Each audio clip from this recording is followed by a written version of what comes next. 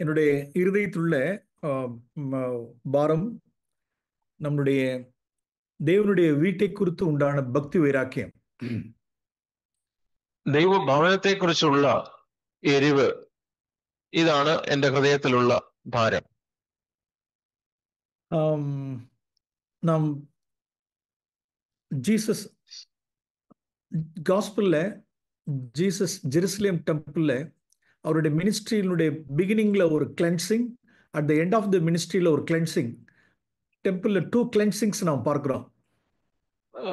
യോഹന്നാന്റെ സുവിശേഷത്തിൽ യേശുവിന്റെ ശുശ്രൂഷയുടെ ആരംഭത്തിൽ അവിടെ യെരൂശലേം ദേവാലയത്തിൽ യേശു ശുദ്ധീകരിച്ചതും അതിനെ തുടർന്ന് മിനിസ്ട്രിയുടെ അവസാന ഭാഗത്തും ഈ യെരൂശലേം ദേവാലയത്തിൽ യേശു ശുദ്ധീകരിച്ചത് നാം കാണും. John chapter 2 verse 13. യോഹന്നാൻ 2:13 വാക്യം. From 13 to 17. 13 മുതൽ 17 വരെയുള്ള വാക്യങ്ങൾ. You please read. 13 മുതൽ 17 വരെയുള്ള വാക്യങ്ങൾ. യഹൂദന്മാരുടെ പെസഹ സമീപം ആകൊണ്ട് യേശു യെരൂശലേമിലേക്ക് പോയി. ദേവാലയത്തിൽ കാള, ആട്, പ്രാവ് എന്നിവയെ വിൽക്കുന്നവരെയും അവിടെ ഇരിക്കുന്ന പൊൻവാണിഭക്കാരെയും കണ്ടിട്ട് കയറുകൊണ്ട് ഒരു ചമ്മട്ടി ഉണ്ടാക്കി ആടുമാടുകളോടും കൂടെ എല്ലാവരെയും ദേവാലയത്തിൽ നിന്ന് പുറത്താക്കി പൊൻവാണിഭക്കാരുടെ നാണ്യം തൂക്കിക്കളഞ്ഞ് മേശകളെ മറിച്ചിട്ടു. Verse 16 and 17. 16ഉം 17ഉം വാക്യങ്ങൾ.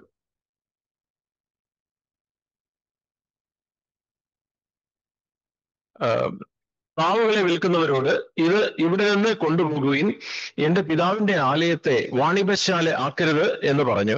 അപ്പോൾ അവന്റെ ശിഷ്യന്മാർ, നിന്റെ ആലയത്തെക്കുറിച്ചുള്ള എരിവ് എന്നെ തിന്നുകളയുന്നു എന്ന് എഴുതിയിരിക്കുന്നു എന്ന് ഓർത്തു. அதுல நாம் வாசிக்கிறோம் verse 17ல உங்களுடைய வீட்டை குறித்து உண்டான அந்த ஜீல், அந்த பக்தி வைராக்கியம் என்னை பட்சித்தது அப்படின்னு சொல்றார். അവിടെ 17ാമത്തെ വാക്യത്തിൽ നിന്റെ ആലയത്തെക്കുറിച്ചുള്ള എരിവ് എന്നെ തിന്നുകളഞ്ഞു എന്ന് എഴുതിയിരിക്കുന്നത് ഓർത്തു എന്ന് അവിടെ അങ്ങനെ ആലയത്തെക്കുറിച്ചുള്ള എരിവ് എന്ന പ്രയോഗം ശ്രദ്ധിക്കുക. இந்த இடத்தை நாம் தேவனுடைய வீட்டை குறித்து உண்டான பக்தி வைராக்கியம் முதலாவது ஃபர்ஸ்ட் என்ன பட்சிக்கணும். ആലയത്തെക്കുറിച്ചുള്ള എരിവ് ആദ്യമായിട്ട് എന്നെയാണ് തിന്നുകളയേണ്ടത്. அடுத்தது என்னுடைய குடும்பத்தை பட்சிக்கணும். അതിനെ തുടർന്ന് എന്റെ കുടുംബത്തെ അത് ഭക്ഷിക്കണം. அதுக்கப்புறம் தான் தேர்ட் திங் தான் தேவனுடைய வீட்டை பட்சிக்கணும். അതിന്റെ തുടർന്ന് മൂന്നാമത് മാത്രമാണ് ദൈവ ഭവനത്തെ അത് ഭക്ഷിക്കേണ്ടത്, ദൈവസഭയെ. இந்த ஆர்டர் நாம் மாற்றவே கூடாது. ഈ ഒരു ക്രമം നാം അത് മാറ്റാൻ പാടില്ല.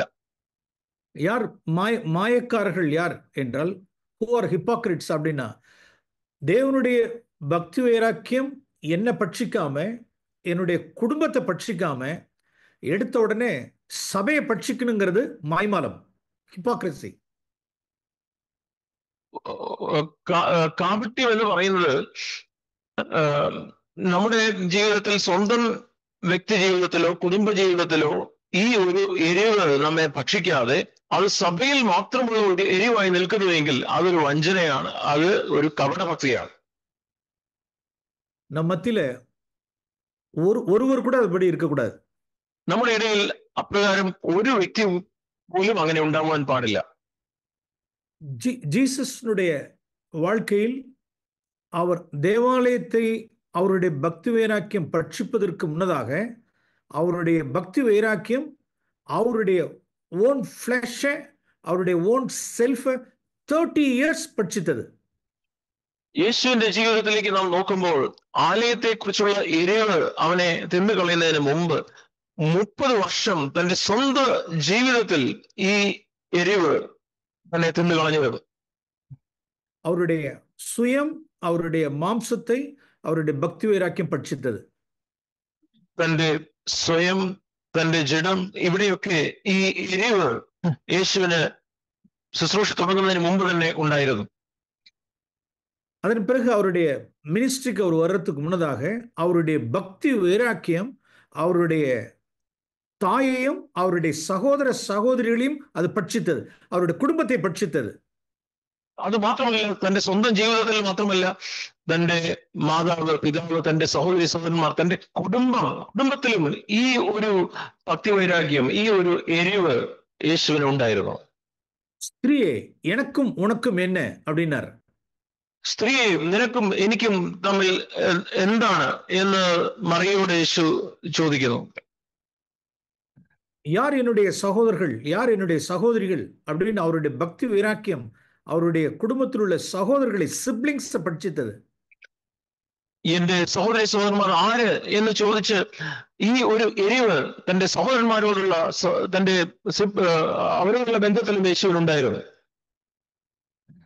அதன் பிறகுதான் பாரிசீஸ் அல்லது ஸ்கிரைப்ஸ்னுடைய மைமாலத்தையும் அல்லது தேவாலயத்தில் உள்ளதான காரியங்கள் எல்லாம் அதன் பிறகுதான் പഠിച്ചത്.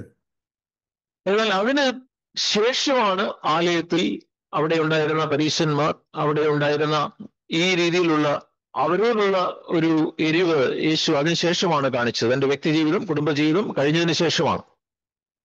സോ ഇതാണ് ജീസസിന്റെ வாழ்க்கையில നാം பார்க்கிற ஆர்டர். ഇതാണ് യേശുവിന്റെ ജീവിതത്തിലും നാം കാണുന്ന ക്രമം. அப்ப தேவனுடைய வீட்டை குறித்து உண்டான பக்தி வைராக்கியம் முதலாவது என்ன பட்சிக்கணும். ആലയത്തെ കുറിച്ചുള്ള ആ ഒരു ഭക്തി വൈരാഗ്യം, ആ എരിവ് എന്നെ ആദ്യം തിന്നുകളയണം. அதுக்கு சில வேர்சஸ் நான் காண்பிக்க விரும்புகிறேன். ഞാൻ അതുമായി ബന്ധപ്പെട്ട ചില വാക്യങ്ങൾ നിങ്ങളെ കാണിക്കട്ടെ. യെശയ്യാ ചാപ്റ്റർ 33. യെശയ്യാവ് 33-ാമത്തെ അധ്യായം. முதலாவது தேவனுடைய அந்த பக்தி வைராக்கியம், அந்த பட்சிக்கிற அக்கினி, அந்த பட்சிக்கிற that consuming fire, that consuming zeal, முதலாவது என்னுடைய பர்சனல் லைஃபை பட்சிக்கணும். அது ഈ ഭക്തി വൈരാഗ്യം, ഈ എരിവ് ആദ്യം എന്റെ വ്യക്തി ജീവിതത്തെയാണ് തിന്ന് കളയേണ്ടത്. ചാപ്റ്റർ 33, യെശയ്യാവ് 33-ാം അധ്യായം വേഴ്സ് 14 വാസിക്കാം. 14-ാം വാക്യം മുതൽ വായിക്കാം. 14 to 17. സിയോനിലെ പാപികൾ പേടിക്കുന്നു, വഷളന്മാരായവർക്ക് നടുക്കം പിടിച്ചിരിക്കുന്നു. നമ്മിൽ ആർ ദഹിപ്പിക്കുന്ന തീയുടെ അടുക്കൽ പാർക്കും, നമ്മിൽ ആർ നിത്യദഹനങ്ങളുടെ അടുക്കൽ പാർക്കും. 15-ാമത്തെ വാക്യം, നീതിയായി നടന്ന് നേർ പറയുകയും പീഡനത്താലുള്ള ആദായം വെറുക്കുകയും കൈക്കൂലി വാങ്ങാതെ കൈ കുടഞ്ഞു കളയുകയും രക്തപാതകത്തെ കുറിച്ച് കേൾക്കാതെ വണ്ണം ചെവി പൊത്തുകയും ദോഷത്തെ കണ്ട് രസിക്കാതെ വണ്ണം കണ്ണ് അടച്ചു കളയുകയും ചെയ്യുന്നവൻ, ഇങ്ങനെയുള്ളവൻ ഉയരത്തിൽ വസിക്കും. പാറക്കോട്ടകൾ അവന്റെ അഭയസ്ഥാനമായിരിക്കും. അവന്റെ അപ്പം അവനെ കിട്ടും, അവന് വെള്ളം മുട്ടിപ്പോകുകയുമില്ല. നിന്റെ കണ്ണ് രാജാവിനെ അവന്റെ സൗന്ദര്യത്തോടെ ദർശിക്കും. இதுல இந்த பட்சிக்கிற அக்கினியை குறித்து நாம் இதுல இந்த வேர்சஸ்ல நாம் வாசிக்கிறோம். ഇവിടെ നാം ദഹിപ്പിക്കുന്ന അഗ്നിയെ കുറിച്ച്, തിന്നുകളയുന്ന അഗ്നിയെ കുറിച്ച് 14-ാമത്തെ വാക്യത്തിൽ വായിക്കുന്നു. அதுல நாம் நம்மளுடைய ரைச்சியஸ்னஸ், எஸ்பெஷலி இந்த ஏரியா ஆஃப் மணி மேட்டர்ஸ்ல நம்மளுடைய ரைச்சியஸ்னஸ் ஒரு காரியத்தை நாம் வாசிக்கிறோம். ഇവിടെ ആ സംബന്ധമായ കാര്യങ്ങളിലുള്ള നമ്മുടെ നീതിയെ കുറിച്ച് ഇവിടെ നാം വായിക്കുന്നു.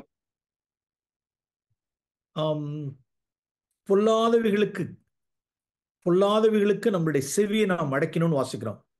അവിടെ അതുപോലെ പാതകത്തെ കുറിച്ച്, രക്തപാതകത്തെ കുറിച്ച് കേൾക്കാതെ വണ്ണം ചെവി പൊത്തുന്നു എന്ന് നാം വായിക്കുന്നു.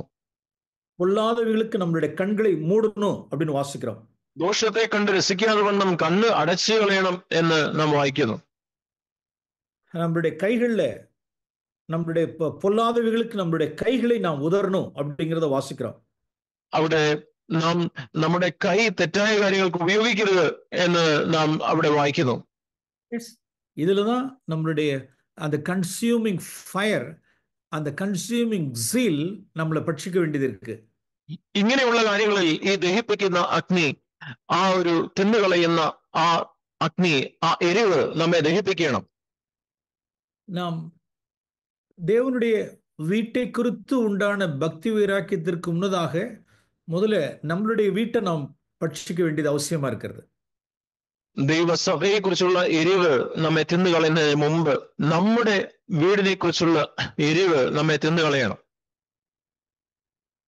Especially in the area of money matters, especially in the area of righteousness, ஒரு சில காரியங்களை நான் பகிர்ந்து கொள்ள விரும்புகிறேன். പ്രത്യേകിച്ച് പണസംബന്ധമായ കാര്യങ്ങളിൽ നീതിയായി നടക്കുന്നതിനെ സംബന്ധിച്ച ചില കാര്യങ്ങൾ ഞാൻ നിങ്ങളുമായിട്ട് പങ്കുവയ്ക്കട്ടെ. ജെറമിയ ചാപ്റ്റർ 22. യിരെമ്യാവ് 22-ാമത്തെ അധ്യായം വേഴ്സ് 13-14 വാസിக்கிறோம். 13 മുതലുള്ള വാക്യങ്ങൾ, 13ഉം 14ഉം. നീതികേട് കൊണ്ട് അരമനയും അന്യായം കൊണ്ട് മാളികയും പണിതു, കൂട്ടുകാരനെ കൊണ്ട് വേല ചെയ്യിച്ച് കൂലി കൊടുക്കാതിരിക്കുകയും ഞാൻ വിസ്താരമുള്ള അരമനയും വിശാലമായ മാളികയും പണിയും എന്ന് പറഞ്ഞ് കിളിവാതിലുകളെ വീതിയിൽ തീർക്കുകയും ദൈവകാരുകൊണ്ട് തട്ടിടുകയും ചായല്യം കൊണ്ട് ചായമിടുകയും ചെയ്യുന്നവന് അയ്യോ കഷ്ടം. ஓகே, அங்க நாம் இப்படி பார்க்கிறோம், நம்மளுடைய வீட்டுக்கு வரக்கூடியதான பணம் எந்த ரூபத்திலும் எந்த வகையிலும் ஒரு அன்ரைச்சியஸ் ஏர்னிங் உள்ளார நமக்கு வந்துடக்கூடாது. നമ്മുടെ വീട്ടിൽ നമുക്ക് ലഭിക്കുന്ന പണം അത് ഒരു വിധത്തിലും അനീതിയിലൂടെ ഉണ്ടാക്കിയിരിക്കുന്ന പണം ആകരുത്. അങ്ങനെയുള്ള പണം നമ്മുടെ വീട്ടിൽ വരാൻ പാടില്ല. சிலர் தங்களுடைய வீடுகளை கட்டுகிறதே, தங்களுடைய வீடா இருக்கட்டும், பிசினஸா இருக்கட்டும், சம் அன்ரைச்சியஸ் உள்ளார அன்ரைச்சியஸ் திங்ஸ் உள்ளார இருக்கும். ചില ആളുകൾ അവരുടെ വീട് ഉണ്ടാക്കുന്നത് അല്ലെങ്കിൽ അവരുടെ ബിസിനസ് ആകട്ടെ, ഈ കാര്യത്തിലൊക്കെ അനീതിയായ ചില കാര്യങ്ങൾ അതിന്റെ പുറകിൽ ഉണ്ടാവുക. Let us come back to this verse again. We'll come back. നമുക്ക് ഈ ഒരു വാക്യത്തിലേക്ക് നമുക്ക് വീണ്ടും തിരിച്ച് വരാം. 1 Timothy chapter 3. 1 തിമോഥെയോസ് chapter 3 അധ്യായം verse 15. 15-ാമത്തെ വാക്യം. താമസിച്ചു പോയാലോ സത്യത്തിന്റെ തൂണും അടിസ്ഥാനവുമായി ജീവനുള്ള ദൈവത്തിന്റെ സഭയാകുന്ന ദൈവാലയത്തിൽ നടക്കേണ്ടത് എങ്ങനെയെന്ന് നീ അറിയേണ്ടതിന് ഇത് എഴുതുന്നു. வீடு ஜீவனுள்ள தேவனுடைய சபைக்கு சத்தியத்துக்கு தூணும் ஆதாரமா இருக்கிறது. பில்லர் அண்ட் சப்போர்ட்னு வாசிக்கிறோம். ഇവിടെ നാം വായിക്കുന്നത് വീട് എന്ന് പറയുന്നത് അത് ജീവനുള്ള സഭയുടെ അതിന്റെ സത്യത്തിന്റെ തൂണും അടിസ്ഥാനവുമാണ്. ஓகே, முதல்ல சபை சத்தியத்துக்கு தூணும் ஆதாரமா இருக்கிறதுக்கு முன்னதாக என்னுடைய பர்சனல் ஹவுஸ் என்னவா இருக்கணும் அப்படின்னா அது பில்லர் அண்ட் சப்போர்ட்டா இருக்கணும் ட்ரூத்துக்கு. സഭ, ദൈവസഭ അത് സത്യത്തിന്റെ തൂണും അടിസ്ഥാനവുമായി മാറുന്നതിന് മുമ്പ് എന്റെ സ്വന്തം വീട് അത് സത്യത്തിന്റെ തൂണും അടിസ്ഥാനവുമായി മാറണം. நம்மளுடைய ஒரு சர்ச்சில் 100 பேர் இருக்கோம் அப்படின்னா 100 பேருடைய வீடும் സത്യத்துக்கு തൂണും ആധാരമാ இருக்கணும். ഒരു സഭയിൽ 100 ആളുകൾ ഉണ്ടെങ്കിൽ ആ 100 ആളുകളുടെ വീടും സത്യത്തിന്റെ തൂണും അടിസ്ഥാനവും ആയിരിക്കണം. அதன் பிறகுதான் முழு சபையும் அது சத்தியத்துக்கு தூணும் ஆதாரமா இருக்க முடியும். അതിനെ തുടർന്ന് മാത്രമാണ് മുഴുവൻ സഭയും സത്യത്തിന്റെ തൂണും അടിസ്ഥാനവുമായി മാറുവാനായിട്ട് കഴിയുക. இப்ப நம்மளுடைய ஃபார் எக்ஸாம்பிள் என்னுடைய வீடு கன்ஸ்ட்ரக்ஷன் ஒரு டைம்ல முன்னால கன்ஸ்ட்ரக்ஷன் டைம்ல ஒரு ப்ளூ பிரிண்ட் போடுறதுக்காக பஞ்சாயத்து அப்ரூவலுக்காக ப்ளூ பிரிண்ட்டுக்காக நான் അപ്ലൈ பண்ணியிருந்தேன். ഞാൻ എൻ്റെ വീട് പണിയുന്ന അതിന് മുമ്പ് ആ ഒരു സമയത്ത് അവിടെ ആ വീടിന്റെ ഒരു ബ്ലൂ പ്രിന്റ് അത് ഉണ്ടാക്കുന്നതിനായിട്ട് ഞാൻ പഞ്ചായത്തിൽ അതിന് അപേക്ഷ കൊടുക്കേണ്ട സാഹചര്യം ഉണ്ടായിരുന്നു. இந்த டிராட்ஸ்மேன், அந்த சிவில் இன்ஜினியர், அந்த கான்ட்ராக்டர் என்ன பண்ணிட்டார் அப்படின்னா കൺസ്ട്രക്ഷൻ ഏരിയാവ് കുറച്ച് കാണിച്ചിട്ടാർ. അന്ന് ആ കോൺട്രാക്ടർ ആ ഡ്രാഫ്റ്റ്സ്മാൻ ഇത് അപേക്ഷ കൊടുക്കുന്ന സമയത്ത് ആ എഞ്ചിനീയർ ആകെ ഉണ്ടാകുന്ന പണിയുന്ന അതിന്റെ വിസ്തൃതി, അതിന്റെ ഏരിയ അത് കുറച്ച് കാണിച്ചു. நல்ல வேலைக்கு நான் அதை செக் பண்ணேன். அந்த ப்ளூ பிரிண்ட்டை நான் செக் பண்ணேன். ഞാൻ ആ ബ്ലൂ പ്രിന്റ് അത് പരിശോധിച്ചപ്പോഴാണ് എനിക്ക് മനസ്സിലായത്. അത് പരിശോധിച്ചത് നന്നായി. ஏன் சார் இந்த கன்ஸ்ட்ரக்ஷன் ஏரியாவை குறைச்சு காமிச்சிருக்கீங்கன்னு சொன்னேன். അപ്പൊ ഞാൻ ചോദിച്ചു, എന്തുകൊണ്ടാണ് ഇങ്ങനെ ഇതിന്റെ വിസ്തൃതി നിങ്ങൾ കുറച്ച് കാണിച്ചിരിക്കുന്നത്? அவர் சொன்னார், சார் இல்லைன்னா டாக்ஸ் உங்களுக்கு அதிகமாக போயிடும், அதனால நாங்கள் யூஸ்வலாக குறைச்சி காமிப்போம்னார். അപ്പൊ അദ്ദേഹം പറഞ്ഞു, സാർ ഇത് കൂടുതൽ നിങ്ങൾ വിസ്തീർണം കാണിച്ചാൽ നിങ്ങളുടെ ടാക്സ് കൂടുതലാവും, അതുകൊണ്ട് ഞാൻ സാധാരണ ചെയ്യുന്നത് പോലെ വിസ്തൃതി കുറച്ചാണ് കാണിച്ചിരിക്കുന്നത്. நான் உங்களுக்கு நன்மை தான் செய்கிறேன்னு சொன்னார். ഞാൻ നിങ്ങൾക്ക് ഒരു നല്ല കാര്യമാണ് ചെയ്യുന്നത്. No no no no no நாங்கள் வி ஆர் கிறிஸ்டியன்ஸ். எவ்வளோ கன்ஸ்ட்ரக்ஷன் ஏரியா இருக்கோ அவ்வளோ கன்ஸ்ட்ரக்ஷன் ஏரியாவுக்கும் இந்த ப்ளூ பிரிண்ட்டை நீங்கள் சேஞ்ச் பண்ணிடுங்க நீங்கள்.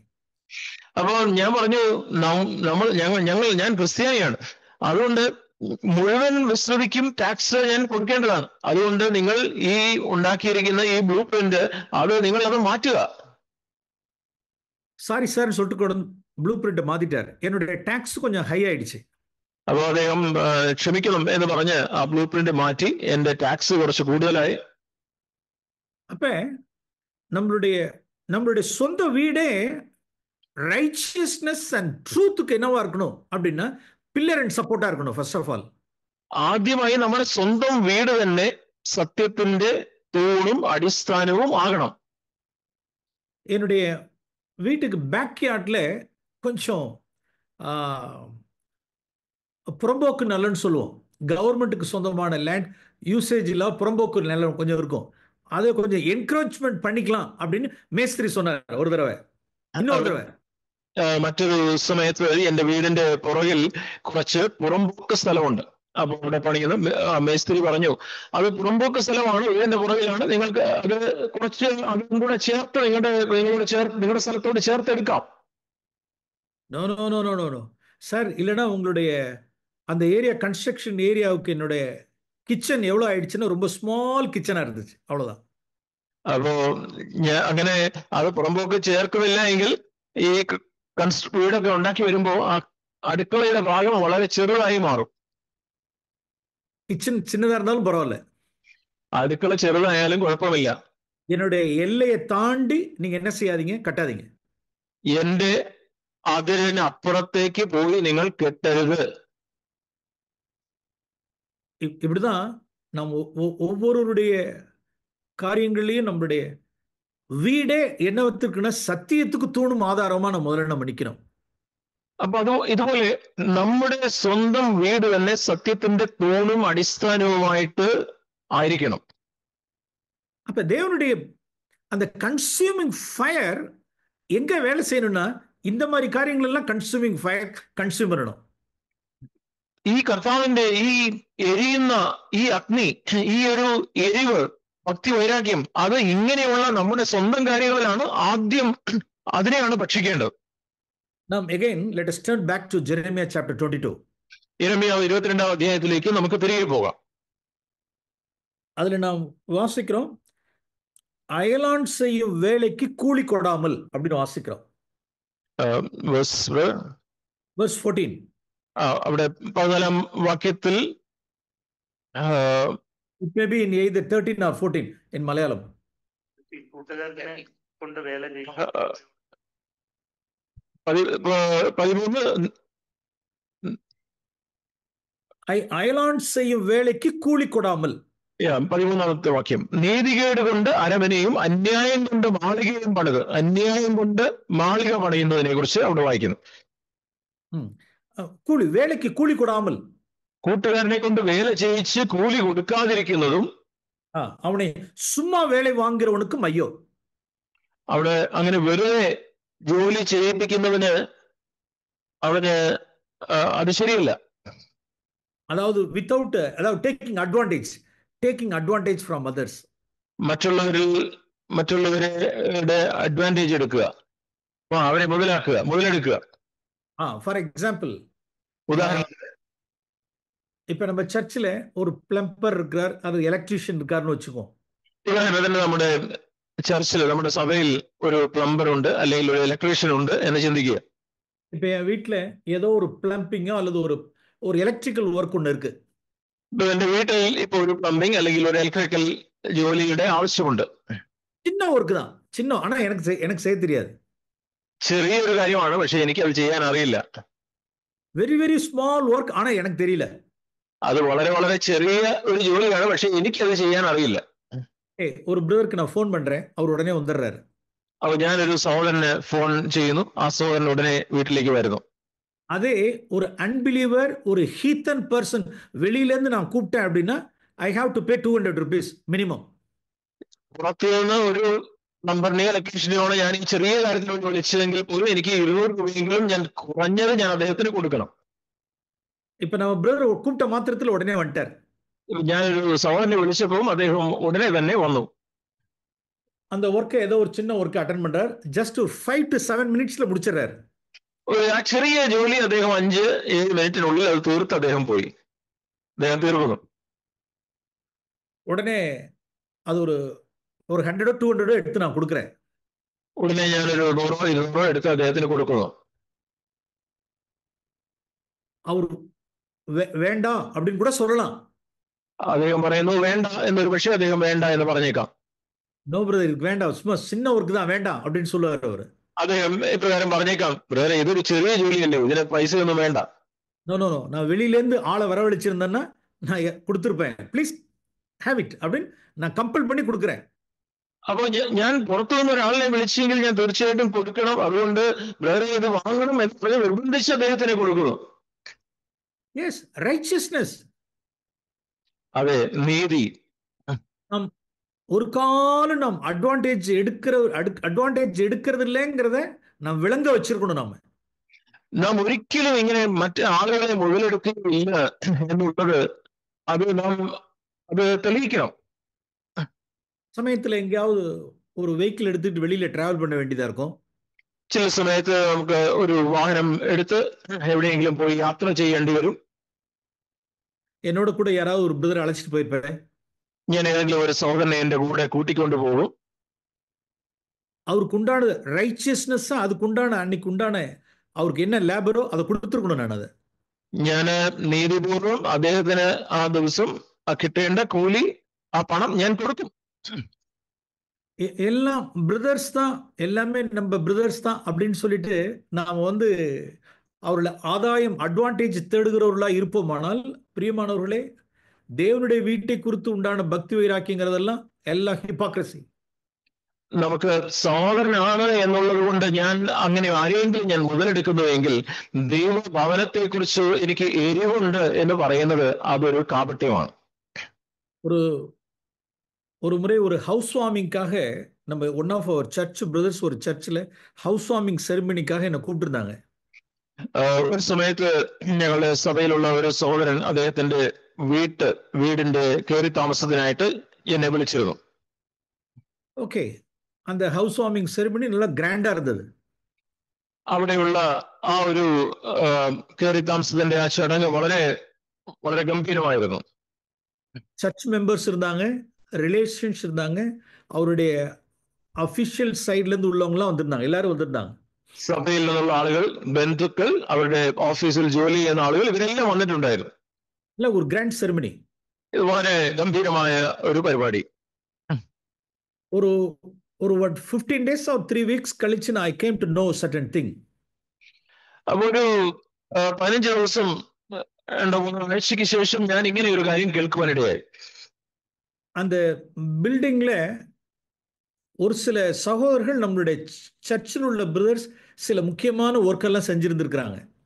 നമ്മുടെ ചേർച്ചിലുള്ള ചില സഹോദരങ്ങൾ ആ വീടുമായി സംബന്ധിച്ച ചില പ്രധാനപ്പെട്ട പണികൾ ചെയ്തിരുന്നു. அவர்களுக்கு உண்டான பேமெண்ட்ஸ் எல்லாம் பார்ஷியல் பேமெண்ட்ஸ் தான் கொடுத்திருக்காங்க. അവർക്ക് കൊടുക്കേണ്ട കൂലിയെല്ലാം അതിന്റെ പകുതി കൂലി മാത്രമാണ് കൊടുത്തിരുന്നത്. அவர்கள் எல்லாம் they were in need of money. അവര് പണത്തിന് ആവശ്യമുള്ളവരായിരുന്നു, എന്നിട്ടും പകുതി മാത്രമാണ് കൊടുത്തത്. அதெல்லாம் நான் பின்னால உங்களுக்கு நான் கொஞ்சம் லேட்டா நான் பண்ணிக்கிறேன் அப்படின்னு சொல்லிட்டு இங்க ஃபங்க்ஷன் செரிமனியை கிராண்டா பண்ணிருக்காரு. ഞാൻ നിങ്ങൾക്ക് ആ പൈസ പിന്നെ തരാം എന്ന് പറഞ്ഞ് ഈ വീടിന്റെ കയറി താമസത്തിന്റെ പരിപാടി വളരെ ഗംഭീരമാക്കി. ഇത് എന്ത് വകയിലെ റൈച്ചസ്നെസ്? ഇത് ഏത് വിധത്തിലാണ് ഇത് നീതിയായിരിക്കുന്നത്? இந்த விஷயத்துல லைட்டே இல்லை. ഇതില് no light at all, no light at all. ഈ കാര്യത്തിൽ അദ്ദേഹത്തെ വെളിച്ചമേ ഇല്ല. அதாவது ஃபங்க்ஷன் நடத்தணும், கிராண்டா நடத்தணும், ஜனங்கள் எல்லாம் இன்வைட் பண்ணணும், நான் குறிப்பிட்ட தேதியில செரிமனி நடத்தணும், அதுதான் கவனமே ஒழிய ஒருத்தனுக்கு கூலி கொடுக்கணும் அப்படிங்கறதுல கவனம் இல்லை. തനിക്ക് ഈ പരിപാടി ഗംഭീരമായിട്ട് നടത്തണം, ആളുകളുടെ മുൻപിൽ അതിന്റെ മാന്യതയൊക്കെ വേണം, പക്ഷേ ഇവിടെ കൃത്യമായിട്ട് കൂലി കൊടുക്കണം എന്നുള്ള കാര്യത്തെ കുറിച്ച് അദ്ദേഹത്തിന് വെളിച്ചമേ ഇല്ല. But actually they were in need of money. അവര് പണത്തിന് വേണ്ടി ആവശ്യമുള്ളവരായിരുന്നു, ആവശ്യത്തിലിരിക്കുന്നവരായിരുന്നു. அவ்வளவு ஒரு நீட்ல இருந்தது நிமித்தம் தான் இன்னைக்கு ஏன் செவிக்கு அந்த வந்துச்சு. അവർ അത്രയും ആവശ്യത്തിൽ ഇരുന്ന ആളുകളായിരുന്നത് കൊണ്ടാണ് ആ കാര്യം എന്റെ ചെവിയിൽ എത്തിയത്. നാം என்ன சொல்லுவோம்? നാം ഇതിനൊക്കെ ഇങ്ങനെയുള്ള കാര്യങ്ങളെ കുറിച്ച് നമുക്ക് എന്താണ് പറയുവാനുള്ളത്? ஸோ இப்படிலாம் நம் டவுன் பிராக்டிக்கலுக்கு ரைச்சியஸ் திங்ஸ் எல்லாம் நம்ம யோசிக்கிறது கிடையாது. നാം ഇപ്രകാരം ഈ പ്രായോഗികമായ കാര്യത്തിലുള്ള ഈ നീതിയെ കുറിച്ച് വളരെ ഇറങ്ങി വന്ന് നാം അങ്ങനെ കാര്യത്തെ കുറിച്ച് നാം ചിന്തിക്കാറില്ല. റോമൻസ് ചാപ്റ്റർ 13, റോമലേഖനം 13-ാം അധ്യായം. റോമൻസ് ചാപ്റ്റർ 13, റോമലേഖനം 13-ാം അധ്യായം.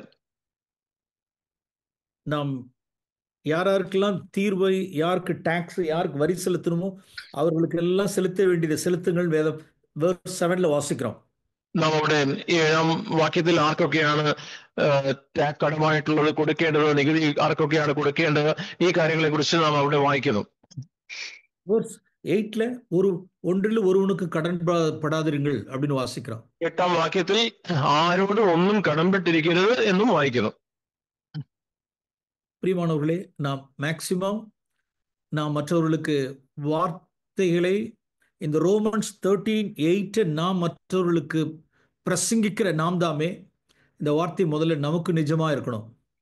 പ്രിയമുള്ളവരെ, ഈ റോമാലേഖനം 13-ാം അധ്യായത്തിന്റെ 8-ാം വാക്യം മറ്റുള്ളവരോട് പ്രസംഗിക്കുന്ന നാം നമ്മുടെ ജീവിതത്തിൽ ഈ 13-ാം അധ്യായത്തിന്റെ 8-ാം വാക്യം അത് സത്യമായിരിക്കണം. சில சமயங்களில் சில எமர்ஜென்சிஸ் ஏற்படலாம். ചില സാഹചര്യങ്ങളിൽ ചില പ്രത്യേക എമർജൻസി അടിയന്തരമായിട്ടുള്ള ചില കാര്യങ്ങൾ ഉണ്ടായെന്ന് വരാം. அப்படிப்பட்ட சூழ்நிலைகளில் நாம் எவ்வளவு குயிக்கா அதை சீக்கிரம் அதை சரி செய்யணுமோ அவ்வளவு குயிக்கா நம்ம சரி செய்யணும். അങ്ങനെയുള്ള സാഹചര്യങ്ങളിൽ എത്രയും പെട്ടെന്ന് അത് തിരികെ കൊടുത്ത് കാര്യങ്ങൾ ക്രമപ്പെടുത്തണം. அப்பதான் நாம் பிறருக்கு நாம் என்ன செய்ய முடியும் அப்படின்னா, ஒன்றிலும் ஒருவனுக்கு கடன் விடாதுங்கிற சத்தியத்தை நாம் சொல்ல முடியும். അങ്ങനെ നാം ആയിരിക്കുമ്പോഴാണ് മറ്റുള്ളവരോട് ആരോടും ഒന്നിനും കടംപെട്ടിരിക്കരുത് എന്ന് നമുക്ക് അവരോട് പറയുവാനും പ്രസംഗിക്കുവാനും കഴിയുകയുള്ളൂ.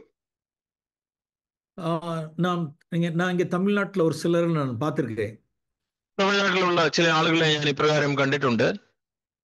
சில சகோதரர்களிடத்துல ரோமன்ஸ் 13:8 உங்களுடைய ஸ்தல சபையில நீங்க பிரசங்கிக்கிறீங்களா அப்படின்னு நான் கேட்டது உண்டு. ചില സഹോദരന്മാരോട് റോമാലേഖനം 13-ാം അധ്യായത്തിന്റെ 8-ാമത്തെ വാക്യം നിങ്ങളുടെ പ്രാദേശിക സഭയിൽ നിങ്ങൾ പ്രസംഗിക്കാറുണ്ടോ എന്ന് ഞാൻ ചോദിച്ചിട്ടുണ്ട്. கடைசியாய் ரோமன்ஸ் 13:8 உங்க சர்ச்சில் பிரசங்கிச்சது எப்ப? നിങ്ങൾ ഏറ്റവും അവസാനമായിട്ട് റോമാലേഖനം 13-ാം അധ്യായത്തിന്റെ 8-ാമത്തെ വാക്യം നിങ്ങളുടെ സഭയിൽ നിങ്ങൾ എപ്പോഴാണ് പ്രസംഗിച്ചത് എന്ന് ഞാൻ ചോദിച്ചിട്ടുണ്ട്. ஒரு சிலர் சொல்றாங்க இல்ல பிரசங்கிச்சது இல்ல அப்படிங்கிறாங்க. ചിലർ പറയുന്നു ഞാൻ ഈ വാക്യത്തെ കുറിച്ച് പ്രസംഗിച്ചിട്ടേ ഇല്ല.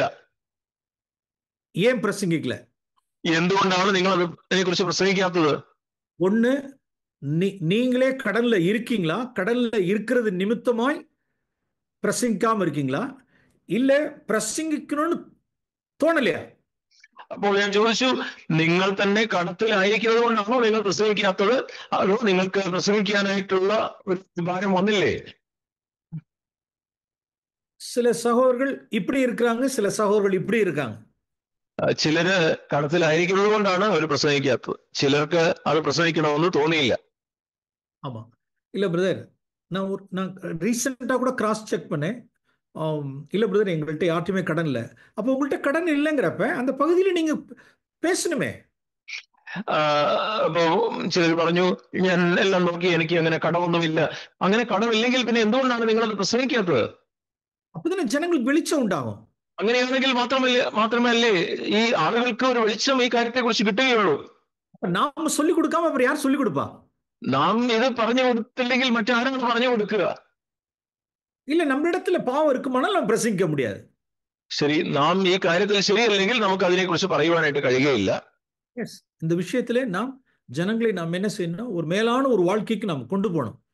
ആളുകളെ ഒരു ഉയർന്ന ജീവിതത്തിലേക്ക് നാം അവരെ നയിക്കണം. ഓക്കെ, നാം യെശയ്യാ 33 നാം തിരുപ്പോം. നമുക്ക് യെശയ്യാവിലേക്ക് തന്നെ നമുക്ക് തിരിച്ചു വരാം. യെശയ്യാ ചാപ്റ്റർ 33. യെശയ്യാവ് 33-ാമത്തെ അധ്യായം. கன்சியூமிங் ஃபயர், அந்த என்னை பர்சனல் லைஃப பட்சித்துக்கிட்டே இருக்கணும். ഈ ഒരു എരിയുന്ന അഗ്നി അത് എന്റെ വ്യക്തി ജീവിതത്തെ അത് ഭക്ഷിച്ചുകൊണ്ടേയിരിക്കണം.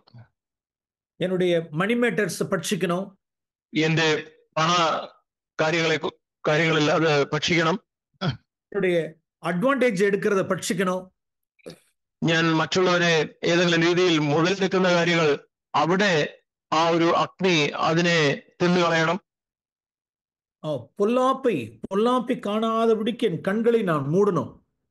ഞാൻ ദോഷത്തെ കണ്ട് രസിക്കാതെ വണ്ണം എന്റെ കണ്ണ് അടച്ചു കളയണം. எஸ், என் கண்களை நான் அப்படி காத்து கொண்டேன்னா கீழே வேர்ஸ் 17 வாசிக்கிறோம், உன் கண்கள் ராஜாவினுடைய மகிமையை കാണും. ഈ രീതിയിൽ ഞാൻ എന്റെ കണ്ണിനെ സൂക്ഷിക്കുമ്പോഴാണ് നിന്റെ കണ്ണ് രാജാവിന്റെ സൗന്ദര്യത്തെ കാണും, ദർശിക്കും എന്നുള്ള വാക്യം അത് നമ്മുടെ ജീവിതത്തിൽ യാഥാർത്ഥ്യമായി തീരുക. Yes, praise the Lord. Jesus கிரைஸ்டினுடைய அந்த க்ளோரியை நாம் அந்த மகிமையின் சாயல நான் பார்க்கணும் அப்படின்னா என் கண்களை நான் பொல்லாப்புக்கு நான் விளக்கணும். ഞാൻ യേശുക്രിസ്തുവിന്റെ ഈ ഒരു മഹിമയെ ഞാൻ എന്റെ കണ്ണുകൾ കൊണ്ട് ദർശിക്കണം എന്നുണ്ടെങ്കിൽ ദോഷത്തെ കാണാതെ വണ്ണം എന്റെ കണ്ണ് ഞാൻ അടച്ചു കളയണം. இந்த நான்கு காஸ்பல்லையும் ஜீசஸ்னுடைய க்ளோரியை பார்க்கணும் அப்படின்னா பொல்லாப்புக்கு என் கண்களை நான் விலக்கி பாதுகாக்கணும். ഞാൻ ഈ സുവിശേഷത്തിൽ 4 സുവിശേഷ പുസ്തകങ്ങളിലും യേശുക്രിസ്തുവിന്റെ മഹത്വം ഞാൻ ദർശിക്കണമെങ്കിൽ ദോഷത്തെ കണ്ട് രസിക്കാതെ വണ്ണം എന്റെ കണ്ണ് അടച്ചു കളയണം. Psalm 119, സങ്കീർത്തനം 119 verse 18. അവിടെ സങ്കീർത്തനം 119 18-ാമത്തെ വാക്യം. வேதத்தில் உள்ள அதிசயங்களை நான் பார்க்கும்படி என் கண்களை திறந்தருளும். നിന്റെ ന്യായപ്രമാണത്തിലെ അത്ഭുതങ്ങളെ കാണേണ്ടതിന് എന്റെ കണ്ണുകളെ തുറക്കണമേ. அப்ப அந்த அதிசயத்தை நான் பார்க்கணும்னா verse 37. ആ അതിശയങ്ങൾ അത് 37-ാം വാക്യത്തിൽ നാം കാണുന്നു. അവിടെ നാം വായിക്കുന്നത്, വ്യാജത്തെ നോക്കാതെ വണ്ണം എന്റെ കണ്ണുകളെ തിരിച്ച് നിന്റെ വഴികളിൽ എന്നെ ജീവിപ്പിക്കണമേ. எஸ், சங்கீதக்காரன் ஒரு இடத்துல கேட்டு இன்னொரு இடத்துல பதில் சொல்றாரு. வேதத்தில் உள்ள அதிசயங்களை நான் எப்ப பார்க்க முடியும்? என் கண்களை மாயைக்கு நான் விளக்கணும்.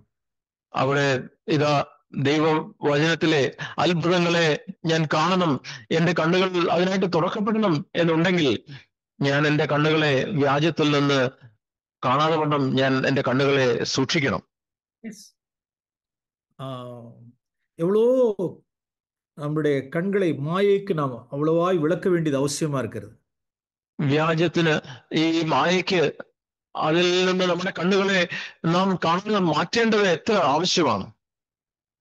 நான் ஆரம்ப நாட்கள்ல நீங்களும் அறிந்திருப்பீர்கள், நானும் அறிந்திருக்கிறேன். டேவிட் வில்கர்சன் அவர்களுடைய ஒரு ஸ்மால் டிட்டர்மினேஷன். ഞാൻ ആദ്യ സമയങ്ങളിൽ നിങ്ങളും ഞാനും ഒക്കെ അത് കേട്ടിട്ടുണ്ട്. ഡേവിഡ് വിൽക്കർസൺ എന്ന ദേവദാസന്റെ ഒരു ചെറിയ തീരുമാനം. ஆரம்ப நாட்களில் அவருடைய 1 hour நியூஸ் பார்க்கறது உண்டு. அவரு തന്റെ ജീവിതത്തിന്റെ ആരംഭ സമയങ്ങളിൽ അദ്ദേഹം 1 മണിക്കൂർ ന്യൂസ് കാണുമായിരുന്നു. എല്ലാം ക്ലീൻ പ്രോഗ്രാം தான். വളരെ ക്ലീൻ ആയിട്ടുള്ള, കുഴപ്പമൊന്നും ഇല്ലാത്ത ഒരു പരിപാടിയാണ്. 1 മണിക്കൂർ അദ്ദേഹം ന്യൂസ് കാണുന്നു. ഇല്ല, lawful, not sinful but lawful. അത് പാപകരമല്ല, അത് ഒരു ന്യായമായിട്ടുള്ള കാര്യമാണ്. ஒரு நாள் ஹோலி ஸ்பிரிட் அவரை கன்விக்ட் பண்ணார். എന്നാൽ ഒരു ദിവസം പരിശുദ്ധാത്മാവ് തന്നെ ഇപ്രകാരം ബോധ്യപ്പെടുത്തി. Instead of spending 1 hour in watching news program, so why don't you pray for 1 hour? ഒരു മണിക്കൂർ ഇപ്രകാരം ഈ ന്യൂസ് കണ്ട് നിന്റെ സമയം ചെലവഴിക്കുന്നതിന് പകരം നിനക്ക് എന്തുകൊണ്ട് ഒരു മണിക്കൂർ പ്രാർത്ഥിച്ചുകൂടാ? Praise the Lord. അവരുടെ മിനിസ്ട്രിയിലെ സച്ച് ഡ്രാസ്റ്റിക് ചേഞ്ച് അവരുടെ മിനിസ്ട്രിയില്. ഡേവിഡ് വിൽക്കസിന്റെ ആ ശുശ്രൂഷയിൽ വളരെ അതിനെ തുടർന്ന് വളരെ പൂർണ്ണമായ ഒരു മാറ്റം സംഭവിച്ചു. യെസ്, சில சமயங்கள்ல சின்ஃபுல் தான் இல்ல, ஈவன் லாஃபுல்லயே நம்ம என்ன செய்ய வேண்டியதா இருக்குன்னா விளக்க வேண்டியதா இருக்கு. ചില സമയത്ത് അത് പാപകരമായിരിക്കണമെന്നില്ല, അത് എനിക്ക് ന്യായമായിട്ടുള്ള ഒരു കാര്യമായിരിക്കാം, പക്ഷേ ഞാനത് അതിൽ നിന്ന് മാറി നിൽക്കണം. அப்பெல்லாம் தேவனுடைய மகத்துவங்களை தேவன் நமக்கு ரிவீல் பண்ணி காமிக்கிறார் ஸ்கிரிப்சர்ல. അങ്ങനെ ആണെങ്കിൽ മാത്രമാണ് ഈ ന്യായപ്രമാണത്തിലെ അത്ഭുതങ്ങളെ മറനീക്കി ദൈവം നമുക്ക് കാണിച്ചു തരികയുള്ളൂ. ரீசெண்டா என்னுடைய லோக்கல் ஸ்டேஷன்ல இருந்து நான் ட்ரெயின்ல தாம்பரத்துக்கு ஒரு 4 hours டிராவல் பண்ணேன். ഞാൻ താമസിച്ചിടത്തു നിന്ന് താമ്പരത്തേക്ക് ഒരു 4 മണിക്കൂർ ഡ്രൈവ് ചെയ്ത് പോകേണ്ട ഒരു സാഹചര്യം ഉണ്ടായി. ട്രെയിനിൽ பயணம் பண்ணேன். ട്രെയിനിൽ പോകേണ്ട ഒരു സാഹചര്യം ഉണ്ടായി. நான் என்னுடைய ஸ்டேஷன்ல நான் ஏறி என்னுடைய சீட்ல போய் உட்கார்றதுக்கு போகும் பொழுது என்னுடைய அட்ஜசன்ட் லெஃப்ட் சைட்ல ஒரு யங் கேர்ள் அந்த சீட்ல உட்கார்ந்துருந்தாங்க. ഞാൻ ട്രെയിനിൽ കയറി ഞാൻ എന്റെ സീറ്റിൽ ഇരുന്നപ്പോൾ അതിന്റെ തൊട്ടടുത്ത് ഒരു യുവതിയായ ഒരു സ്ത്രീ എന്റെ തൊട്ടടുത്ത് ഇരിക്കുന്നുണ്ടായിരുന്നു. பார்த்த உடனே தெரிஞ்சு போச்சு, ஒரு யங் கேர்ள் உட்கார்ந்துருக்கான்னு தெரிஞ்சு போச்சு, அவ்வளவுதான். അപ്പൊ ഉടനെ തന്നെ എനിക്ക് മനസ്സിലായി എന്റെ അടുത്ത് ഒരു യുവതിയായ സഹോദരിയാണ് ഇരിക്കുന്നത്. உடனே ஹோலி ஸ்பிரிட் கன்விக்ட் பண்ண ஆரம்பிச்சிட்டாரு. ഉടനെ പരിശുദ്ധാത്മാവ് എന്നെ ഇപ്രകാരം ബോധ്യപ്പെടുത്തുവാനായിട്ട് തുടങ്ങി. நல்ல இந்த சீட்ல, உன்னுடைய சீட்ல இப்படி நல்ல இப்படி தாராளமா உட்காராத, இப்படி ஒடுக்கி உட்காரு அப்படின்னாரு. അപ്പൊ നിന്റെ ഈ സീറ്റിൽ നീ വളരെ വിശാലമായിട്ട് അവിടെ ഇരിക്കാതെ നീ നിന്നെ തന്നെ ശ്രദ്ധിച്ച് വളരെ കുറച്ച് സ്ഥലം മാത്രം എടുത്ത് ഒതുങ്ങിയിരിക്കുക. യെസ്, எனக்குரிய சீட் எனக்கு இருக்கு, எனக்குரிய சீட் இருக்கு. എനിക്ക് അവിടെ എനിക്കായിട്ടുള്ള സീറ്റ് ഉണ്ട്. இந்த ஸ்பேஸ்ல நான் தாராளமா உட்காரலாம். എനിക്കുള്ള ആ സീറ്റിൽ എനിക്ക് വിശാലമായിട്ട് ഇരിക്കാം. வேண்டாம், ஒரு யங் கேர்ள் பக்கத்துல உட்காந்துருக்காப்ல, கொஞ்சம் எப்படி இரு அப்படின்னா கொஞ்சம் இப்படி ஒடுக்கி உட்காந்துக்க. அப்படி വേണ്ട, നിന്റെ അടുത്ത് ഒരു യുവതിയായ സ്ത്രീയാണ് സഹോദരി, ഒരു വ്യക്തിയാണ് ഇരിക്കുന്നത്, അതുകൊണ്ട് നീ കുറച്ച് ഒതുങ്ങി അവിടെ നിന്റെ സീറ്റിൽ ഇരിക്കുക. ஆண்டவரே, இந்த 4 hours ஜேர்னில நான் இந்த பக்கத்தில் உட்கார்ந்து இருக்கிற ஸ்திரீனுடைய ஃபேஸ் நான் பார்க்க கூடாது. ദൈവമേ, കർത്താവേ, ഈ 4 മണിക്കൂറുള്ള എന്റെ യാത്രയിൽ എന്റെ അടുത്തിരിക്കുന്ന ഈ യുവതിയുടെ മുഖം എനിക്ക് കാണേണ്ട. பார்க்காமலே நான் இறங்கிட்டோம், எனக்கு உதவி செய்யுங்க. ഞാൻ അത് കാണാതെ തന്നെ ഇറങ്ങുവാനായിട്ട് എന്നെ സഹായിക്കണമേ. எஸ், ஒரு ஸ்திரீனுடைய முகத்தை பார்க்கணுங்கிற விருப்பம், ഒരു സ്ത്രീയുടെ മുഖത്തെ കാണണം എന്നുള്ള ആഗ്രഹം, அல்லது ஒரு நியர்னஸ் ஆப்போசிட் செக்ஸ் பக்கத்தில் உள்ள ஒரு ஃபாண்ட் ஆஃப் நியர்னஸ், അല്ലെങ്കിൽ എതിർ ലിംഗത്തിൽപ്പെട്ട ഒരു വ്യക്തിയോട് അടുത്തിരിക്കുന്നതിനുള്ള, അടുത്തു പോകുന്നതിനുള്ള ഒരു ആഗ്രഹം, താല്പര്യം. அந்த இடத்துல தான் கன்சியூமிங் ஃபயர் நம்மளுடைய ஃப்ளஷை கன்சியூம் பண்ணணும்.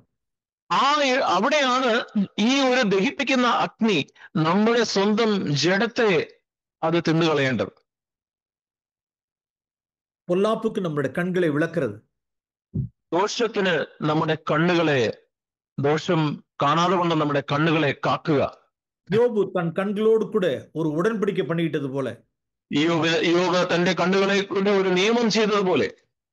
எஸ், இப்படிதான் நம்மளுடைய பர்சனல் லைஃப்ல ஆல் மேட்டர்ஸ், எல்லா மேட்டர்ஸ்லயுமே நம்மளுடைய கன்சியூமிங் ஃபயர் நம்மளை പഠിച്ചിக்கணும். நம்ம ഇങ്ങനെ നമ്മുടെ വ്യക്തി ജീവിതത്തിൽ എല്ലാ മേഖലകളിലും ഈ എരിവ്, ഈ ദഹിപ്പിക്കുന്ന അഗ്നി നമ്മെ ഭക്ഷിക്കണം. அதுக்கப்புறம் தான் தேவனுடைய வீட்டை பட்சிக்கிறது.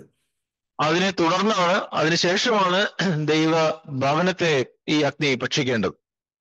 ஓகே, நாம் நம்மளுடைய குடும்பத்தை நம்மையில் நம்மளுடைய என்னுடைய பர்சனல் லைஃப் இல்லாதபடிக்கு அடுத்து நம்மளுடைய அந்த കൺസ്യൂമിംഗ് ഫയർ அந்த zeal കുടുംബത്തെ ഭക്ഷിക്കണം.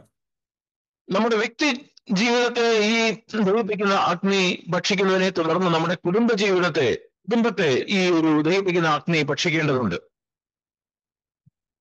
நான் ஒரு சில எல்டர்ஸை குறித்து ஒரு சில ஃபேமிலிஸ் சொன்ன കാര്യങ്ങൾ എല്ലാം நான் കേൾവിപ്പെട്ടது ഉണ്ട്.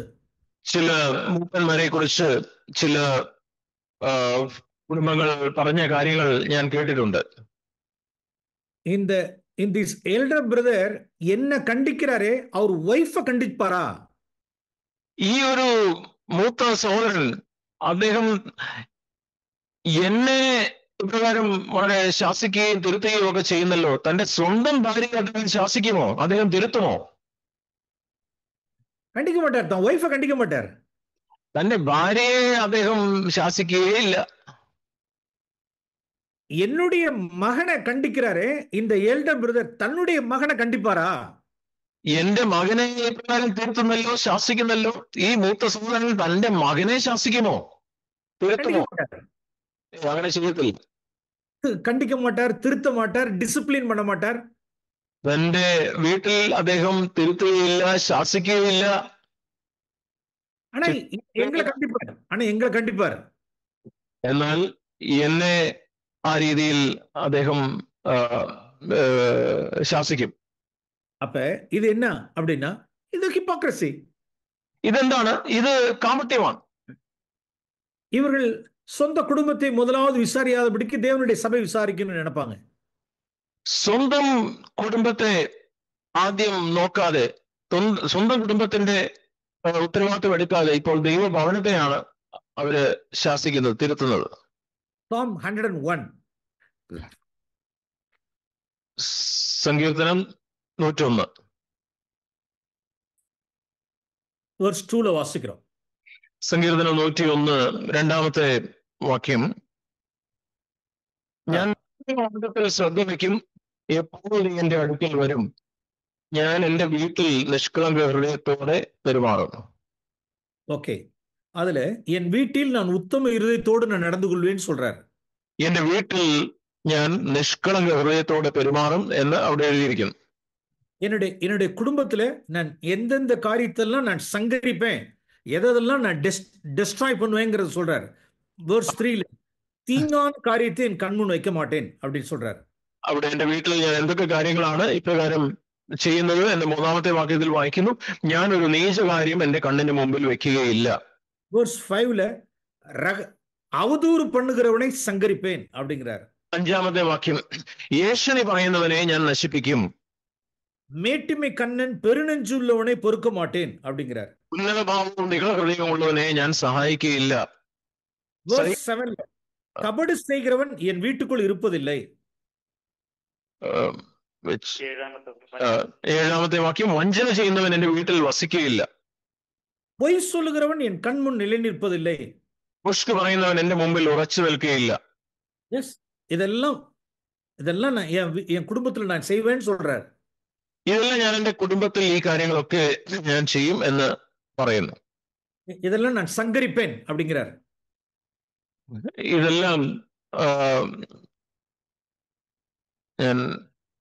ഇതെല്ലാം ഞാൻ ചെയ്യുന്നു എന്നാണ് പറയുന്നത്. Please read it from verse 5. അഞ്ചാമത്തെ വാക്യം, കൂട്ടുകാരനെ കുറിച്ച് ഏഷണി പറയുന്നവനെ ഞാൻ നശിപ്പിക്കും, ഉന്നതഭാവവും നികളഹൃദയമുള്ളവനെ ഞാൻ സഹിക്കുകയില്ല. ഞാൻ സങ്കരിപ്പേൻ அப்படிங்கிறார். മലയാളത്തില് അത് സഹിക്കുകയില്ല എന്നാണ് എഴുതിയിരിക്കുന്നത്. നശിപ്പിപ്പേൻ, ഞാൻ നശിപ്പിക്കും എന്നാണ് തമിഴിലുള്ള. കട്ട് ഓഫ് എന്നാണ് ഇംഗ്ലീഷിൽ. അതിൽ കട്ട് ഓഫ് എന്നാണ്. നശിപ്പിക്കും. ഓക്കെ, ഞാൻ നശിപ്പിക്കും. കൂട്ടുകാരനെ കുറിച്ച് ഏഷണി പറയുന്നതിനെ ഞാൻ നശിപ്പിക്കും. ഓക്കെ, அப்ப நாம் எவ்வளவாய் நம்மளுடைய மனைவி இருக்கட்டும், நம்மளுடைய மனைவி சபையில் உள்ளவர்களை குறித்து ஏதாவது தீது பேசும் பொழுது, அடுத்தவர்களை குறித்து நியாயம் தீர்க்கும் பொழுது நாம் கண்டிச்சிருக்கிறோமா?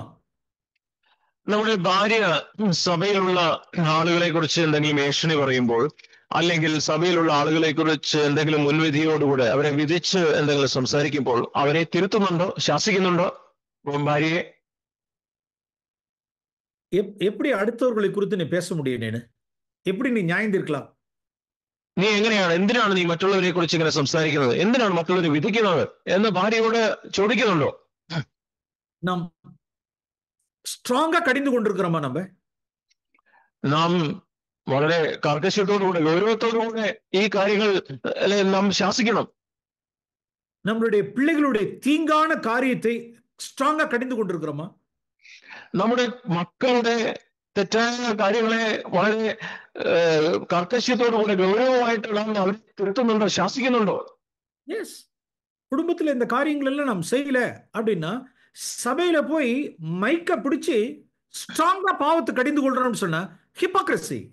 നാം വീട്ടിൽ ഈ കാര്യങ്ങൾ ചെയ്യാതെ സഭയിൽ ചെന്നിട്ട് മൈക്ക് എടുത്തിട്ട് വളരെ ഗൗരവമായിട്ട് ആളുകളോട് സംസാരിക്കുന്നെങ്കിൽ അത് കാപട്യമാണ്, വഞ്ചനയാണ്. கர்த்தர் ஏலிட்ட சொன்னார், என்னை பார்க்கிலும் உன் குமாரனை நீ மதிப்பானேன். ഏലി പുരോഹിതനോട് കർത്താവ് പറഞ്ഞു, നീ എന്നെക്കാട്ടിലും നിന്റെ പുത്രന്മാരെയാണ് നീ മാനിക്കുന്നത്. ஏலி என்ன செஞ்சிருந்திருக்கணும்? ഏലി എന്തായിരുന്നു ചെയ്യേണ്ടത്? மூப்பர்களுடைய சங்கத்துக்கு போயிருக்கணும்.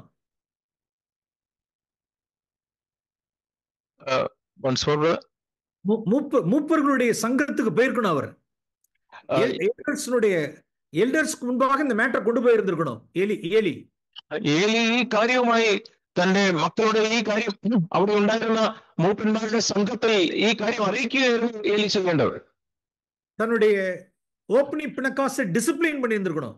ഓബ്നിയും ഫിനെഹാസിനെയും ഒരു ശിക്ഷണത്തിന് വിധേയമാക്കണമായിരുന്നു. செய்யல. അങ്ങനെ ചെയ്തില്ല. கர்த்தர் சொன்னார், நீ என்னை பார்க்கிலும் உன் குமாரனை மதிப்பானேன். നീ എന്നെക്കാട്ടിലും നിന്റെ മക്കളെയാണ് മാനിക്കുന്നത് എന്നാണ് ദൈവം ഏലിയോട് പറഞ്ഞത്. ഏലിയனுடைய பிள்ளைகள் மரித்தார்கள் வாசிக்கிறோம். ഏലിയുടെ മക്കൾ അവര് മരിച്ചുപോയി എന്ന് നാം വായിക്കുന്നു. அவனுடைய ஆசாரிய பட்டத்தை தேவன் நீக்கிட்டார். അവരുടെ പൗരോഹിത്യത്തെ പോലും ദൈവം നീക്കിക്കളഞ്ഞു. அப்ப ஒரு காலம் பிரியமானவர்களே, நாம் தேவனை பார்க்கிலும் நம்மளுடைய மனைவி பிள்ளைகளுக்கு நாம் முதலிடம் கொடுத்துடக்கூடாது. പ്രിയമുള്ളവരെ, നാം ഒരിക്കലും ദൈവത്തെക്കാട്ടിലും നമ്മുടെ ഭാര്യയ്ക്കോ മക്കൾക്കോ നാം ആദ്യ സ്ഥാനം നാം നൽകരുത്. அவர்களை கண்டிக்க வேண்டிய நேரத்துல கண்டிக்கணும், டிசிப்ளின் பண்ண வேண்டிய நேரத்துல டிசிப்ளின் பண்ணணும்.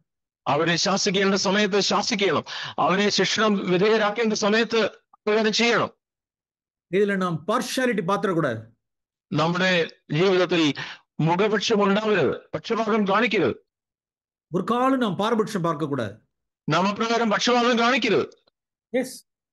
இப்படி குடும்பத்தை சரி பண்ணதுக்கு அப்புறம் தான் வேர்ஸ் 8ல வாசிக்கிறோம். வேர்ஸ் 8ல ഇങ്ങനെ കുടുംബത്തിന്റെ കാര്യം നാം ശ്രദ്ധാപൂർവം ചെയ്തതിനു ശേഷമാണ് നാം ഇവിടെ 8ാം വാക്യത്തെ നാം വായിക്കുന്നത്. യഹോവയുടെ നഗരത്തിൽ നിന്ന് സകല ദുഷ്ടപ്രവൃത്തിക്കാരെയും ഛേദിച്ചു കളയേണ്ടതിന് ദേശത്തിലെ ദുഷ്ടന്മാരെയൊക്കെയും ഞാൻ രാവിലെ തോറും നശിപ്പിക്കും.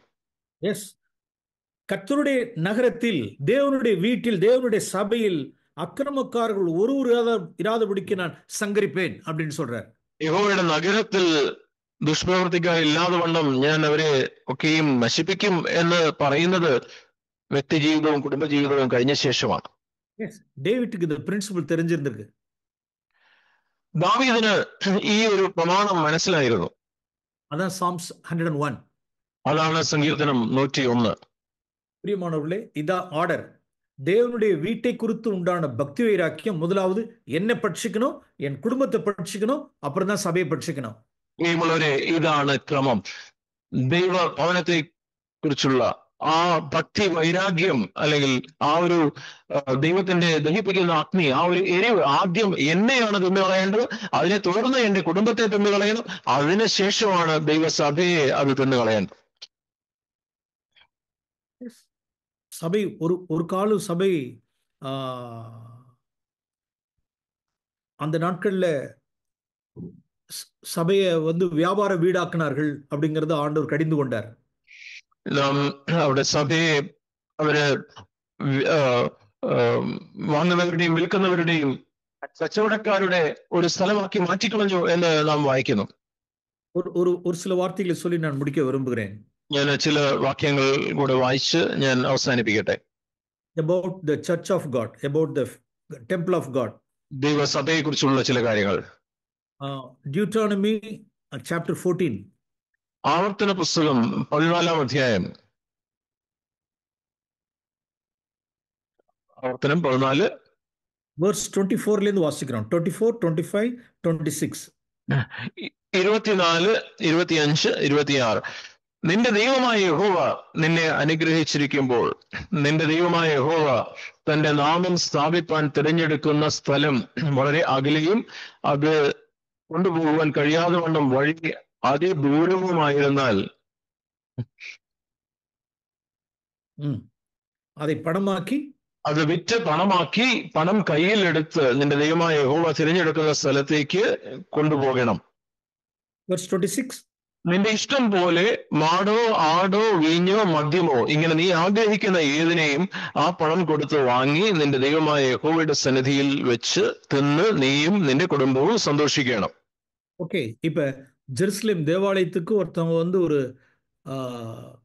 ஒரு பலி செலுத்துறதுக்கு ஒரு ஆடு கொண்டு போகணும்னா லாங் டிஸ்டன்ஸுக்கு இந்த ஆட்டுக்குட்டியை கொண்டு போக முடியாது. അവിടെ യെരൂശലേം ദേവാലയത്തിൽ ഒരു ആടിനെ യാഗം കഴിക്കണമെന്നുണ്ടെങ്കിൽ വളരെ ദൂരം ഈ ആടിനെയും കൊണ്ട് പോകുവാനായിട്ട് കഴിയുകയില്ല. ഓക്കെ, அதனால கர்த்தர் ஒரு വഴിമുறை சொல்லி கொடுக்கிறார். അതിനായിട്ട് അപ്പൊ കർത്താവ് ദൈവം അവർക്ക് ഒരു വഴി പറഞ്ഞു കൊടുത്തു. ഓക്കെ, അത് ஒரு 4000 rupees ஒரு ஆட்டுக்குட்டி 4000 rupees அப்படின்னு வச்சுக்கோமே. ഒരു ആടിന് 4000 രൂപയാണ് എന്ന് ചിന്തിക്കുക. இந்த 4000 நீ கையில எடுத்துக்கிட்டு போய் ஜெருசலேம் டெம்பிள்கிட்ட போய் அங்க என்ன செஞ்சுக்க அப்படின்னா அந்த 4000 rupeesக்கு ஒரு ஆட்டை வாங்கிக்க அப்படிங்கிறது கர்த்தர் சொல்லி ஆரம்பிச்சு കൊടുത്തது. അപ്പൊ ദൈവം തന്നെ അവർക്ക് കൊടുത്തിരുന്ന ഒരു വഴിയാണ്. അവർക്ക് ചുമന്നു കൊണ്ടുപോകുന്നതിന്റെ ബുദ്ധിമുട്ട് ഒഴിവാക്കാനായിട്ട് ഓക്കെ ഈ ആടിന് 4000 രൂപയാണ് വിലയെങ്കിൽ നിന്റെ കയ്യിൽ ഈ 4000 രൂപ കൊണ്ട് പോവുക, അവിടെ ചെന്നിട്ട് ഒരു ആടിനെ വാങ്ങുക. നാളടവിൽ அந்த 4000 ரூபாய் ஆடு எத்தனை ஆயிடுச்சுன்னா 10,000 ரூபாய் ஆயிடுச்சாங்க. അങ്ങനെ നാളുകൾ പോയി കുറെ കഴിഞ്ഞപ്പോ ഈ 4000 രൂപയുടെ ആടിന് 10,000 രൂപ വിലയായി. ஆனா இப்ப கட்டாயமா என்ன செஞ்சாகணும், பலி செலுத்தியே ஆகணும்.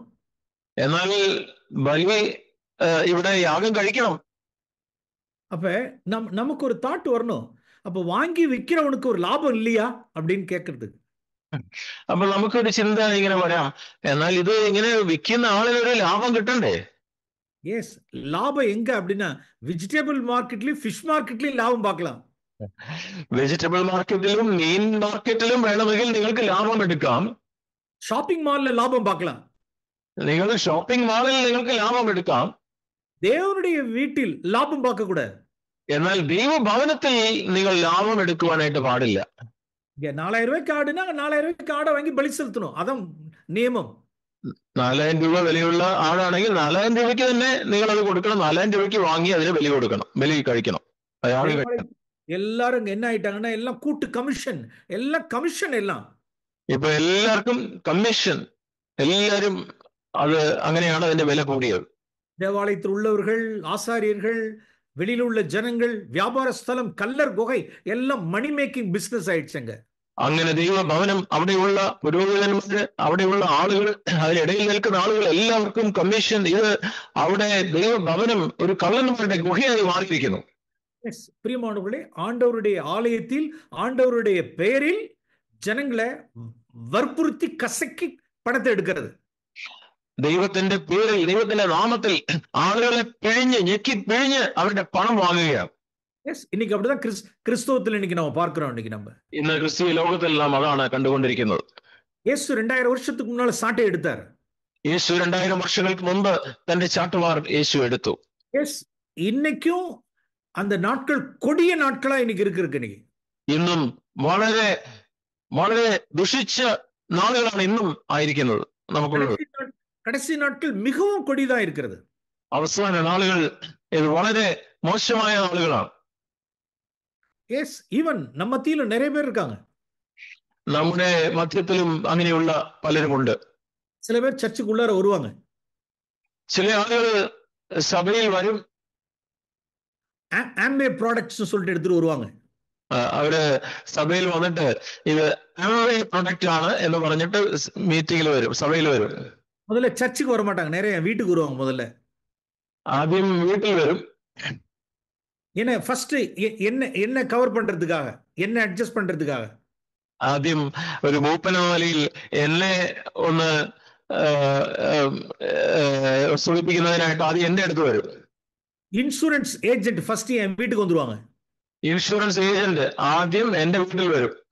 சில ஹெல்த் ப்ராடக்ட்ஸ் நேரா என் வீட்டுக்கு வந்துருவாங்க. ഈ ഹെൽത്ത് പ്രൊഡക്റ്റുമായിട്ട് ആദ്യം എന്റെ വീട്ടിൽ വരും. சர்ச்சுக்கு போறது இல்ல, நேரா முதல்ல வீட்டுக்கு வர்றது. ആദ്യം ഈ സഭയിൽ പോയി ആളുകളോട് പറയുന്നതിന് മുമ്പ് എന്റെ വീട്ടിൽ വരും.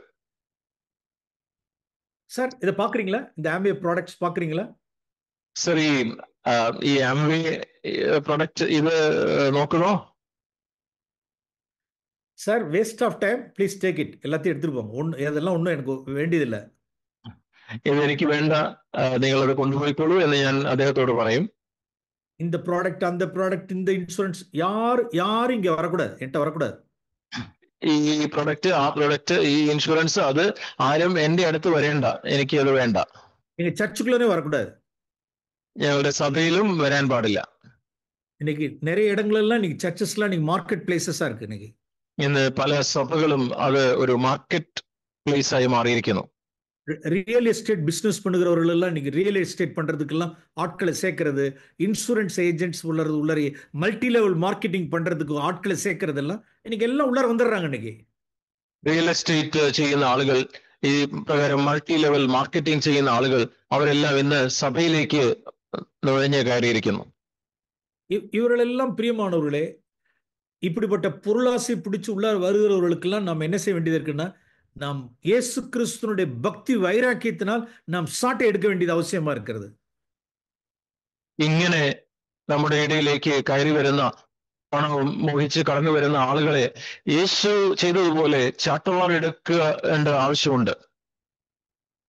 இன்னைக்கு தமிழ்நாட்டில் இன்னைக்கு ஹைகோர்ட்ல சில பேருடைய காரியங்கள்லாம், நிறைய நிதி நிறுவனங்கள்லாம், ஃபைனான்ஸ் லிமிடெட்ஸ்லாம் இன்னைக்கு நிறைய பேர் ഹൈക്കോർട്ടിലെ കേസിൽ இன்னைக்கு இருக்கு. ഇന്ന് അവിടെ തമിഴ്നാട്ടിലൊക്കെ ഹൈക്കോർട്ടിൽ ഈ പ്രകാരമുള്ള ഫിനാൻസ് നടത്തുന്ന സ്ഥാപനങ്ങളൊക്കെ நிறைய கேസുகள், അതിനെ സംബന്ധിച്ചുള്ള நிறைய കേസുകൾ ഹൈക്കോർട്ടിലുണ്ട്. அதுல வேற ஸ்தாபன சபையில் சென்று கொண்டிருந்தவர்கள், பணத்தை இழந்தவர்கள்லாம் இன்னைக்கு நம்ம சர்ச்சுக்கு இன்னைக்கு வந்திருக்காங்க. இன்னைக்கு ഈ സ്ഥാപന ട്രഡീഷണൽ ആയിട്ടുള്ള സഭകളിലൊക്കെ ഇപ്രകാരം പറ്റിക്കപ്പെട്ട പൈസ നഷ്ടപ്പെട്ട ആളുകൾ അത് കഴിഞ്ഞ് നമ്മുടെ സഭകളിലേക്ക് ഇപ്പോൾ വന്നുകൊണ്ടിരിക്കുന്നു. அவருடைய ஸ்டோரிஸ் எல்லாம் நான் கேட்டிருக்கேன். അങ്ങനെയുള്ളവരുടെ കഥയൊക്കെ ഞാൻ കേട്ടിട്ടുണ്ട്. ஹை இன்ட்ரெஸ்ட் தர்றாங்க அப்படிங்கிறதுக்காக பணத்தை கொண்டு போய் நிறைய உள்ளார போட்டாச்சு. വളരെ അധികം ഇൻട്രസ്റ്റ്, ഉയർന്ന പലിശ വാഗ്ദാനം ചെയ്ത് തങ്ങളുടെ പണം അവിടെ കൊണ്ടുപോയി നിക്ഷേപിച്ചിരിക്കുന്നു.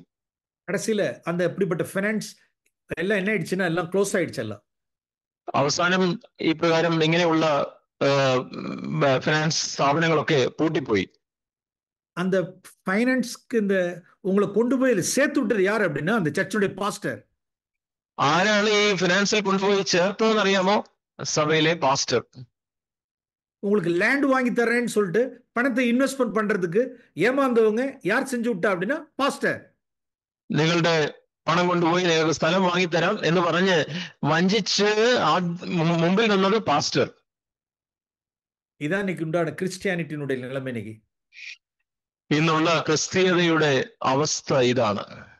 பிரியமானவர்களே, நம்முடைய தேவனுடைய வீட்டை குறித்து உண்டான பக்தி வைராக்கியம் நம்மளை பட்சிக்கட்டும்.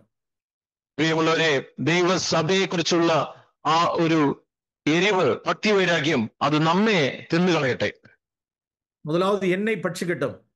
ആദ്യം അത് എന്നെ ഭക്ഷിക്കട്ടെ, என்னுடைய குடும்பத்தை பட்சிக்கட்டும், എന്റെ കുടുംബത്തെ അത് തിന്നട്ടെ. தேவனுடைய வீட்டை குறித்து பக்தி வைராக்கியம் பட்சிக்கட்டும். അതിനെ തുടർന്ന് ദൈവസഭയെ കുറിച്ചുള്ള ആ ഒരു ഭക്തി വൈരാഗ്യം, എരിവ് നമ്മെ ഭക്ഷിക്കട്ടെ. நாம் ஜெபம் பண்ணுவோம். നമുക്ക് പ്രാർത്ഥിക്കാം. பரிசுத்த பிதாவே, உம்மை துதிக்கிறோம். ശുദ്ധ പിതാവേ, ഞങ്ങൾ അങ്ങയെ സ്തുതിക്കുന്നു. குமாரனுடைய அவருடைய அடிச்சுவடுகளுக்காக ஸ்தோத்திரம் செலுத்துகிறோம். പുത്രന്റെ കാൽച്ചുവടുകൾക്കായിട്ട് ഞങ്ങൾ അങ്ങയെ സ്തുതിക്കുന്നു. பட்சிக்கிற அக்கினி முதலாவது அவருடைய ஜீவிதத்தில் 30 ஆண்டுகள் பட்சித்ததே. കർത്താവെ, ഈ ദഹിപ്പിക്കുന്ന അഗ്നി ആദ്യം 30 വർഷം യേശുവിന്റെ ജീവിതത്തെ ഭക്ഷിച്ചല്ലോ.